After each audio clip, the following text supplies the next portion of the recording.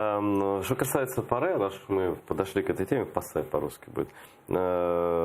Вот что там дальше делать в нашей стране, это тоже один из вопросов, который я хотел задать Дмитрию Кулебе. Но перед этим я хотел бы, чтобы мы послушали цитату министра иностранных дел Литвы Линаса Линкевичуса про ПАСЕ з Росії тепер уже.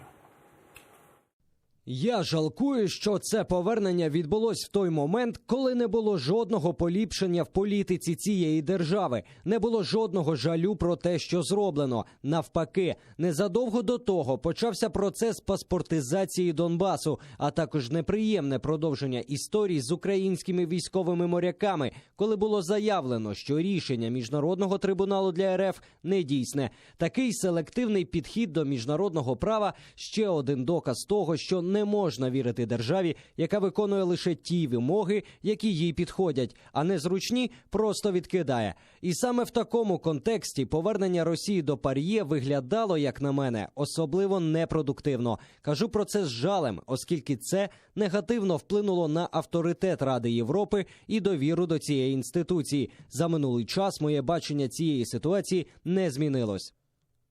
Ну, тут даже, наверное, комментировать ничего не нужно. Мы согласны, наверное, с нашим другом и другом Украины Линасом Линкевичусом. Что делать? Как вести себя дальше? Работать. Не, с одной стороны, не забывать то, что произошло, и не спускать это с рук тем, кто это сделал. С другой стороны, с холодной головой подходить к работе в ПАСЕ и принимать решения, которые будут позволять нам защищать наши интересы. Но уже ведется обсуждение того, как действовать? Или это епархия других людей? Ну, сейчас этим занимается Министерство иностранных дел. Ко мне иногда по памяти обращаются, по старой памяти, за советом. Мы там советуемся, общаемся, но я абсолютно уверен в своих коллегах, в их правильном настрое.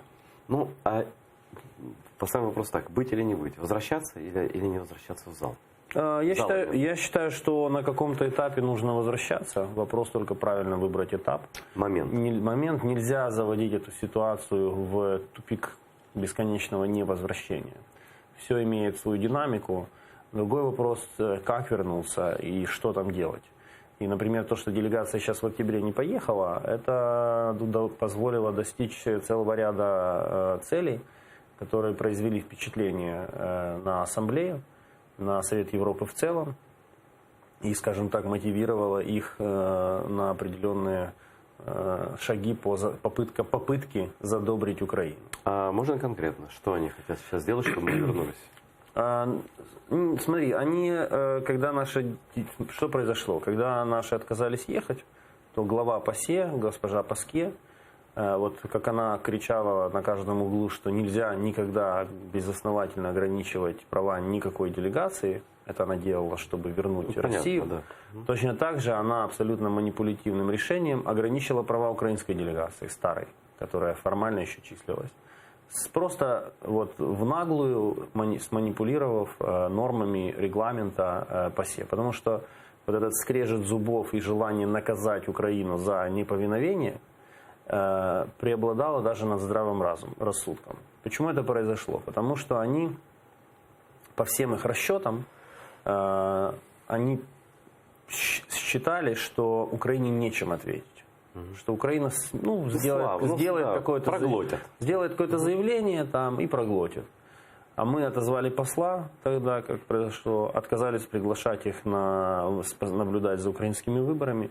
В октябре они ждали, была очень серьезная работа проведена нашими французскими коллегами, чтобы мы приехали, но Украина выдержала давление, не поехали украинские депутаты. И это на будущее это помогло достичь очень важной цели, показать, что, ребята, так дело не будет. То есть вы не имеете права так поступать с этой страной. И она знает, чем ответить и как ответить. Ну, то есть, можно ли, понимаю ли правильно тебя, что просто так Украина в зал не вернется? Там есть диалог сейчас по уровню, да, ты правильно понимаешь, там есть диалог на уровне депутатов сейчас по развитию определенных там форматов и предпосылок для возвращения. То есть работа ведется, но ты абсолютно прав, просто так возвращаться смысла нет.